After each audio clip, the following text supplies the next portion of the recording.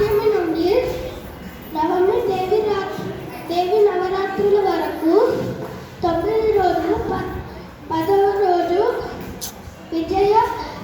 విజయదశమి మొత్తం కలిపి దసరా అని అంటారు. దుర్గాదేవి మహిషాసుర అనే రాక్షసుని చంపింది.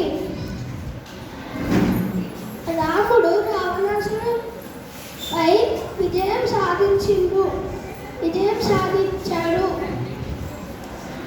పాండవులు జమ్మి చెట్టు కింద ఉన్న వాళ్ళ ఆయుధాలను తీసుకొని వనవాసానికి వెళ్ళారు.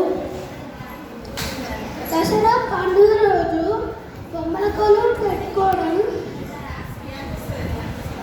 అనువైతి. ధన్యవాదాలు.